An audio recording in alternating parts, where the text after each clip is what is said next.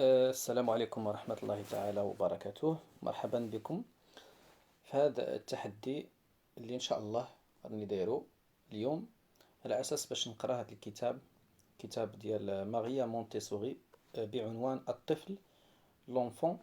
الكتاب يتكون من 207 ديال الصفحات. إن شاء الله غادي نحاولوا نقراوه في هذه الليلة هذه عبر حلقات، يعني نقرا شوية ونرتاح ونقرا شوية ونرتاح حتى نكملوا إن شاء الله، وخا نبقى حتى الصباح. إذن على بركة الله نبدأ. L'enfant. Premier chapitre. La question sociale de l'enfant. Un mouvement social se développe depuis quelques années déjà en faveur de l'enfant. Sans avoir été organisé ni dirigé par aucun initiateur. Il a surgi comme une évolution naturelle dans une terre volcanique où s'allument ça et là des foyers épars. C'est ainsi que naissent les grands mouvements. Sans doute, la science y a-t-elle contribué? On peut la considérer comme l'initiatrice du mouvement social de l'enfant. L'hygiène a commencé par combattre la mortalité infantile. Elle a ensuite démontré que, scolairement, l'enfant était une victime du travail, martyr méconnu, un condamné à vie. En tant qu'enfant, puisque fini l'époque de l'école, l'état d'enfant est fini, lui aussi. L'hygiène scolaire le décrit malheureux, l'âme contractée, l'intelligence fatiguée, les épaules courbées, la poitrine rétrécie jusqu'à le prédisposer à la tuberculose. Ce n'est pas devant un travail d'ouvrier qu'on le met, mais devant sa condamnation. Enfin, après 30 années d'études, nous le considérons comme l'être humain oublié par la société. Et plus encore par ceux-là même qu'il aime, qui lui donne et lui conserve la vie. Qu'est-ce que l'enfant? Si le dérangeur de l'adulte, fatigué par ses occupations toujours plus pressantes, il n'y a pas de place pour l'enfant dans la maison de plus en plus réduite de la ville moderne, où les familles s'entassent.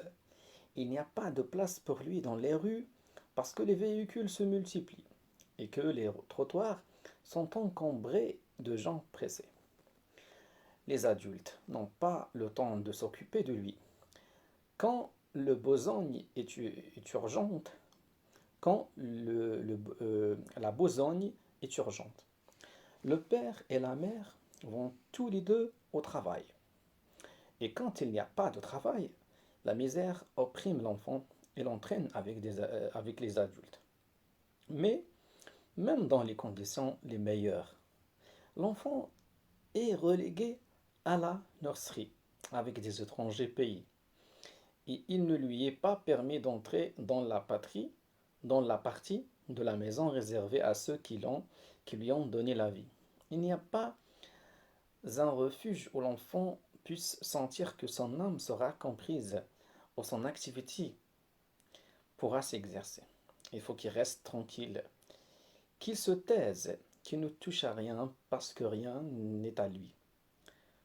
Tout est la propriété intangible de l'adulte, tabou pour l'enfant. Et où sont ses affaires à lui? Il n'en a pas. Il y a seulement quelques dizaines d'années, il n'existait même pas de chaise pour l'enfant. De là, cette fameuse phrase qui aujourd'hui n'a plus qu'un sens métaphorique. Je t'ai tenu sur mes genoux quand tu étais enfant. Ou bien, tu as appris cela sur les genoux de ta maman. Si l'enfant s'assied sur les meubles paternels, il était grondé. S'il s'asseyait par terre, il était grondé. S'il s'asseyait sur l'escalier, il était grondé. Il fallait qu'un adulte daignât le prendre sur ses genoux pour qu'il pût s'asseoir. Voilà donc la situation de l'enfant qui vit dans l'ambiance de l'adulte. C'est un dérangeur qui cherche et ne trouve rien pour lui, qui entre mais qui est expulsé. Sa position est comme celle d'un homme sans droit civique et sans ambiance propre, un extrasocial, que tout le monde peut traiter sans respecter, insulter, battre, punir, en exerçant un droit reçu de la nature, au droit de l'adulte. L'adulte, par un phénomène psychique mystérieux, a oublié de préparer une ambiance pour son enfant. Dans l'organisation sociale, il a oublié son fils. Dans l'élaboration des lois successives, il a laissé son propre héritier sans loi, et par conséquent, hors la loi. Il a abandonné sans direction un instinct de tyrannie qui existe au fond de chaque adulte. Voilà ce qu'on peut dire sur l'enfant qui arrive, apportant au monde des énergies fraîches.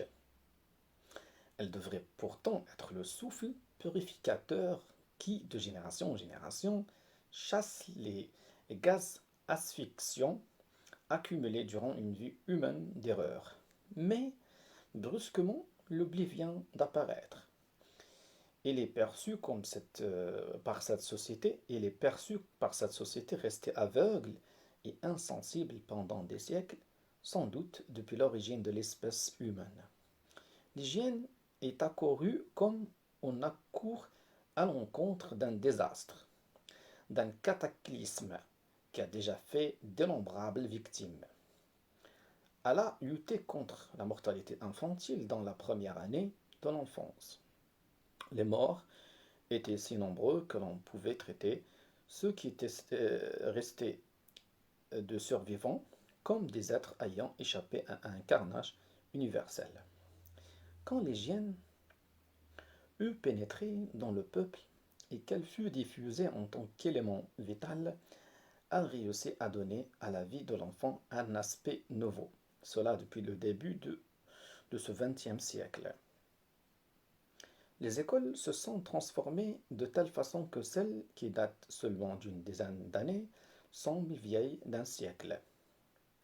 Les principes d'éducation sont entrés dans une voie de douceur et de tolérance, aussi bien dans les familles que dans les écoles. Mais en dehors des résultats acquis par le progrès scientifique, il y a, et par des initiatives dictées par le sentiment, beaucoup de réformateurs d'aujourd'hui tiennent compte de l'enfant. Dans la construction des villes, on fait des parcs pour les enfants. Dans la construction des places, on pense au terrain de jeu pour les enfants. Dans l'organisation des théâtres, on pense au théâtre pour les enfants. On imprime des journaux et des livres pour les enfants. On organise des voyages pour les enfants. Et voilà que dans l'industrie, les fabricants pensent aux enfants. Ils fabriquent pour eux des meubles, de la vaisselle proportionnée. L'organisation consciente des classes s'étant enfin développée. On a cherché à organiser les enfants, à leur donner le sentiment de la discipline sociale et de la dignité qui en dérive pour l'individu, comme cela se produit dans certaines organisations telles que les Boy Scouts et les républiques d'enfants. Les réformateurs politiques révolutionnaires de notre époque s'emparent de l'enfant pour en faire l'instrument docile de leurs projets. Partout, tant pour le bien que pour le mal, dans le but pur de l'aider comme dans le but intéressé de se servir de lui, l'enfant est maintenant présent. Il est né en tant qu'individu social. Il est fort, il entre partout. Ce n'est plus seulement un membre de la famille, ce n'est plus l'enfant qui le dimanche, dans ses vêtements de fête, se promenait en donnant la main à papa, docile, attentif à ne pas attacher ses vêtements. Non, l'enfant est une personnalité qui a envahi le monde social. Alors tout ce mouvement autour de lui prend sa signification. Comme je le disais plus haut, il n'est ni provoqué ni dirigé par des initiateurs. Aucune organisation ne le coordonne. Et cela prouve bien que l'heure de l'enfant a sonné. Il se pose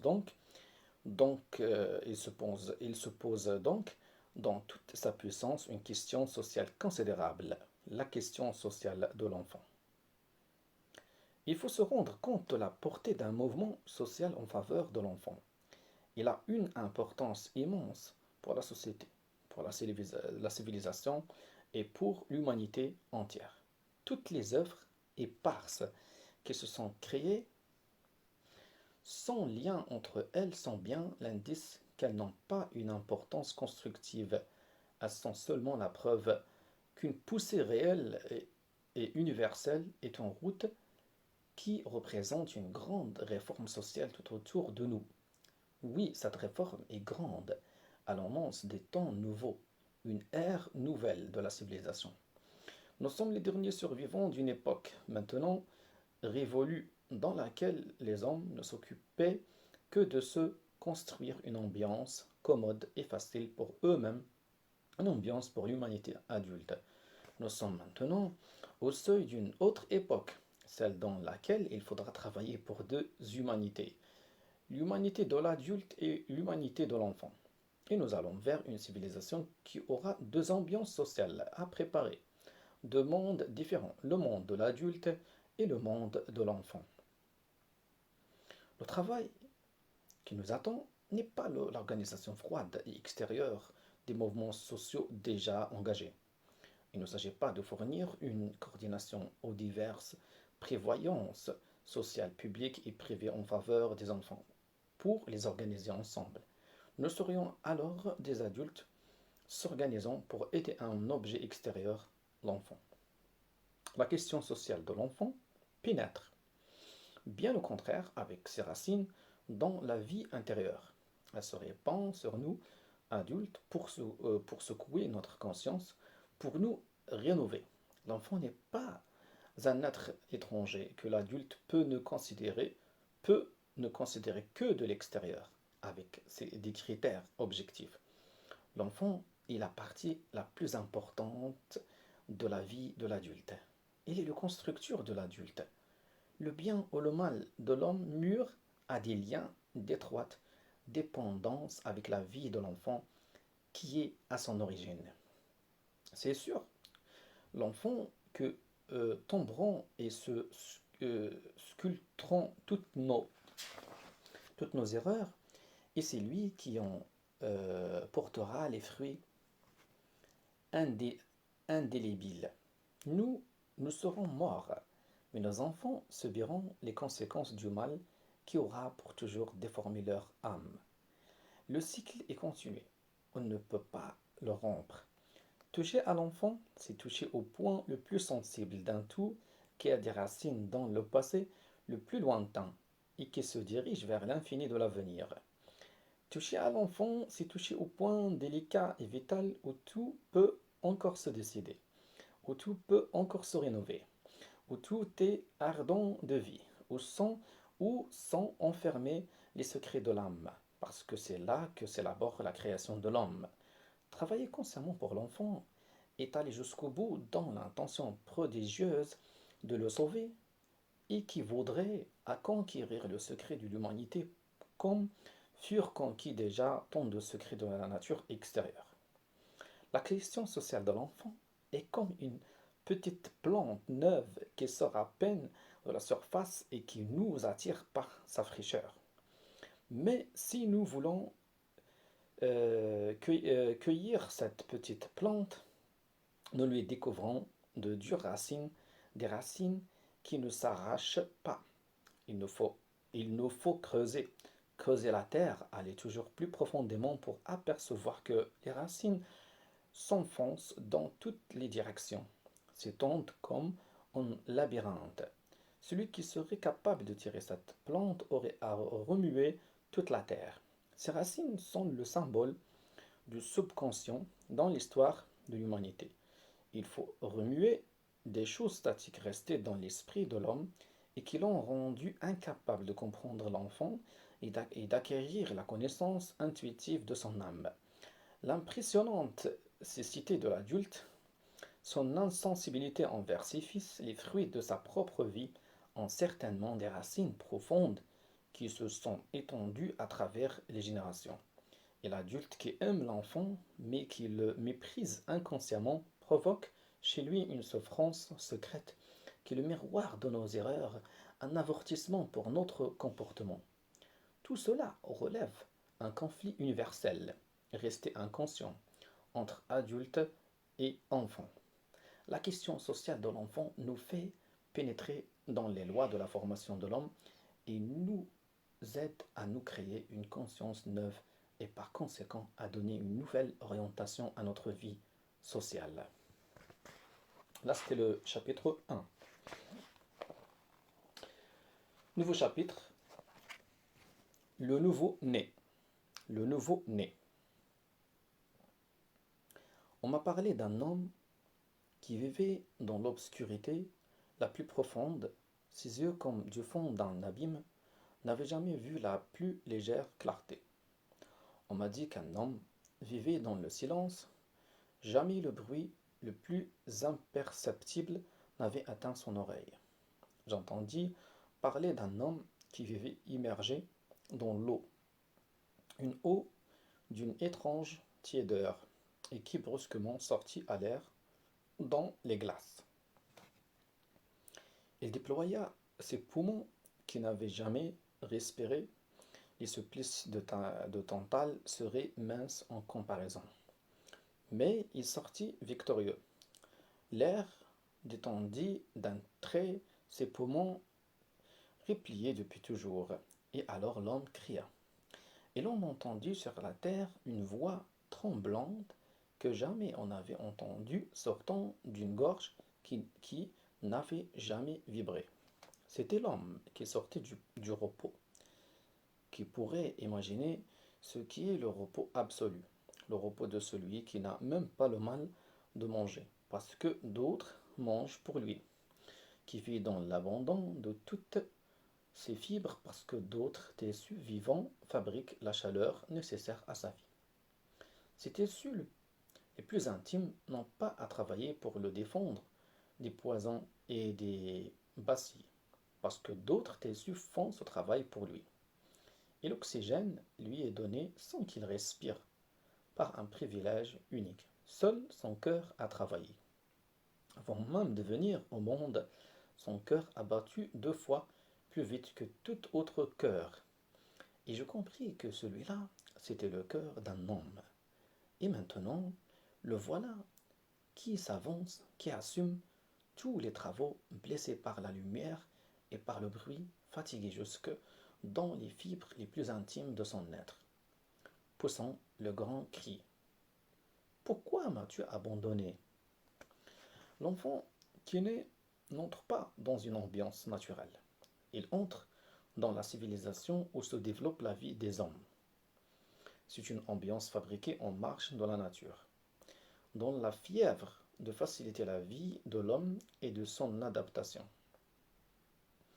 Mais quelle providence la civilisation a-t-elle suscité pour aider le nouveau-né, pour aider l'homme qui accomplit ce suprême effort de passer par la naissance d'une vie à une autre? Ce passage devrait être l'objet d'un traitement scientifique en faveur de l'enfant nouveau-né. À aucune autre époque, ce passage devrait être l'objet d'un traitement scientifique en faveur de l'enfant nouveau-né. À aucune autre époque de son existence, l'homme ne rencontre une pareille occasion de lutte et de contraste et par conséquent de souffrance. Quand l'humanité aura acquis une pleine compréhension de l'enfant, elle trouvera pour lui des soins plus perfectionnés. Il n'y a que très peu de temps qu'on a commencé à étudier à Vienne le moyen de remédier à l'inconfort du nouveau-né, à partir du lait où l'enfant doit se poser en naissant et réchauffer, et l'on a conçu des matelas en matière absorbante qui se jettent et que l'on renouvelle chaque fois qu'ils sont mouillés. Ces moyens ne sont que le début d'une très importante évolution. celle de la conscience de l'adulte qui commence à comprendre l'enfant. Les soins au nouveau-né ne doivent pas se limiter à le défendre contre la mort, à l'isoler contre les agents infectieux comme on le fait aujourd'hui dans des cliniques où les nurses se couvrent la figure pour que leur souffle n'effleure pas l'enfant. Le traitement psychique de l'enfant pose des problèmes dès la naissance de celui-ci. Il faut faciliter son comportement avec le monde extérieur. On pense dans les familles riches à la magnificence des berceaux et aux dentelles précieuses pour les robes du nouveau-né. Mais le luxe est appliqué à des objets de tourment. Si le fouet était un usage, il y aurait des fouets à manches d'or incrustés de pierreries pour enfants riches. Ce luxe souligne bien l'absence totale de considération pour le point de vue psychique de l'enfant. C'est le confort et non le luxe que la richesse des familles devrait apporter aux enfants privilégiés. Le confort, pour eux, serait d'avoir un refuge contre les bruits de la ville, où l'on pourrait modérer et corriger la lumière.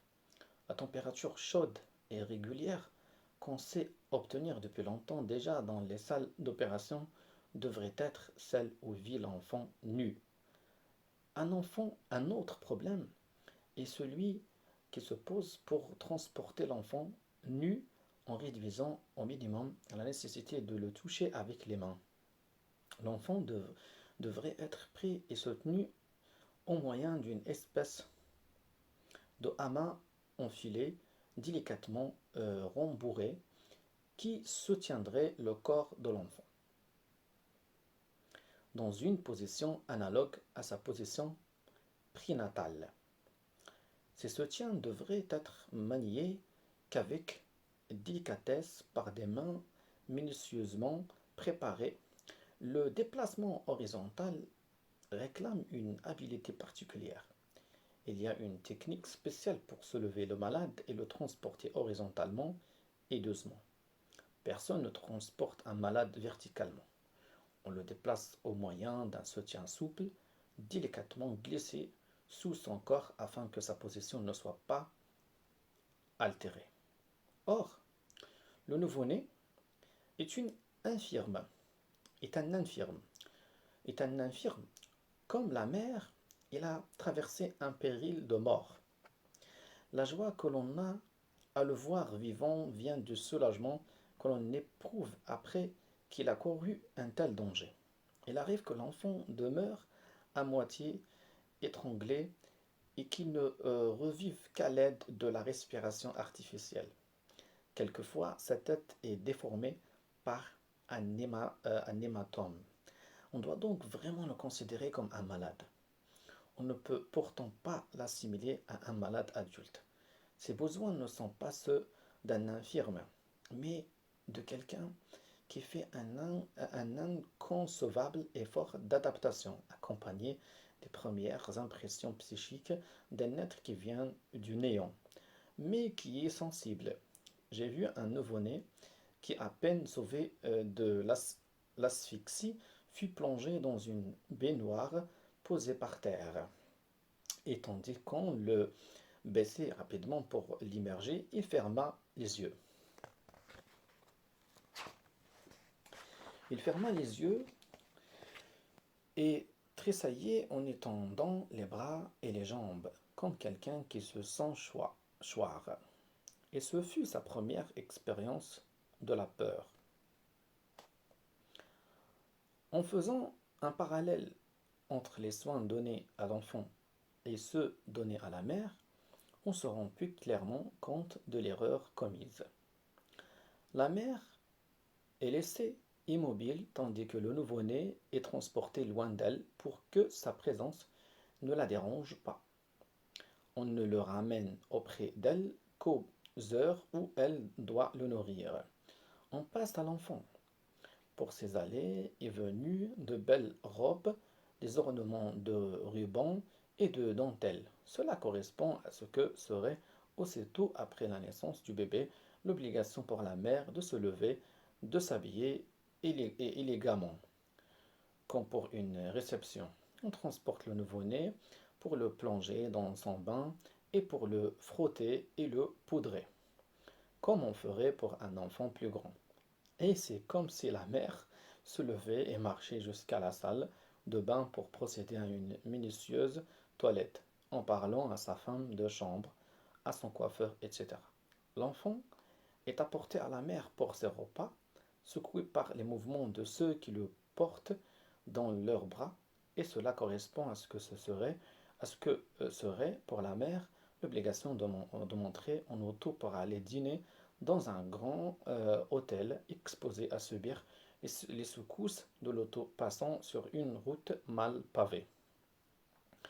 On enlève l'enfant de son berceau, on l'y remet en l'élevant jusqu'au niveau de l'épaule de l'adulte qui doit le transporter, et puis de nouveau on le baisse pour le mettre sur le lit auprès de sa mère. Et cela correspond à ce que serait pour la mère l'obligation de monter, l'obligation de monter et de descendre par un ascenseur qui aurait perdu le contrôle de son mécanisme.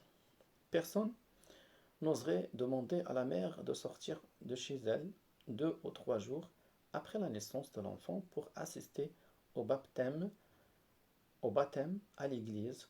Pourquoi on use-t-on différemment pour le nouveau-né? On invoque le prétexte qu'il est sans connaissance et qui n'éprouve ni souffrance ni plaisir. Que dire alors des soins prodigués aux malades en état d'inconscience?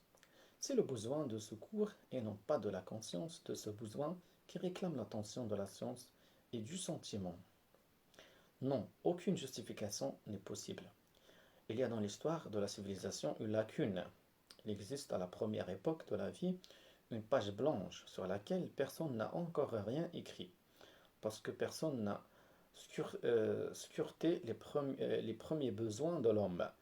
Et pourtant, nous devenons chaque jour plus conscients de cette impressionnante vérité illustrée par tant d'expériences que les malaises du premier âge, et même ceux de l'époque prénatale, influent sur toute la vie de l'homme.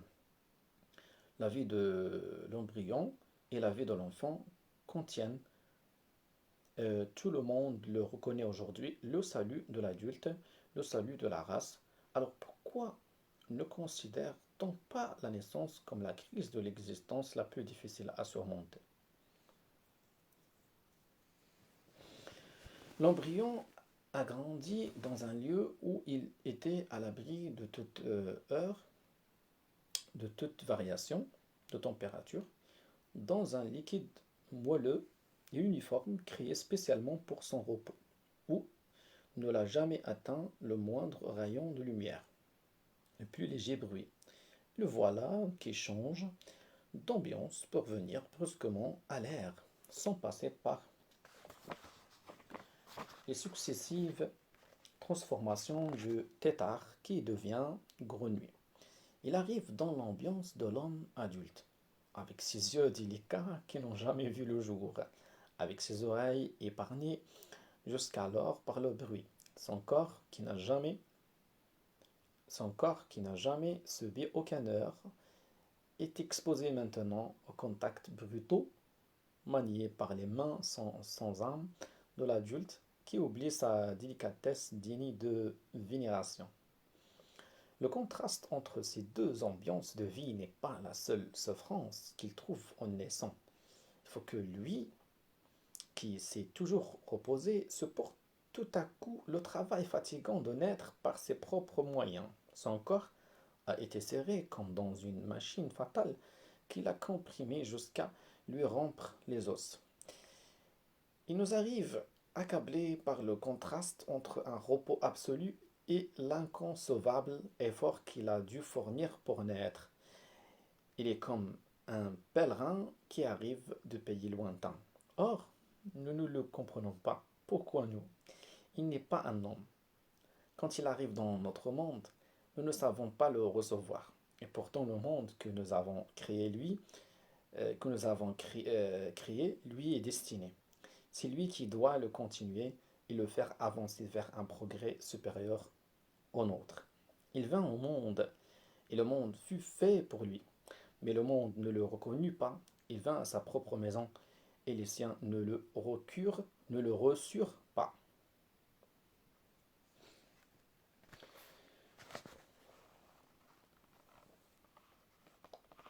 Donc, سأتوقف هنا. Je vais m'arrêter là. الحلقة المقبلة يعني ناخذ واحد القسط من الاستراحة ونولي.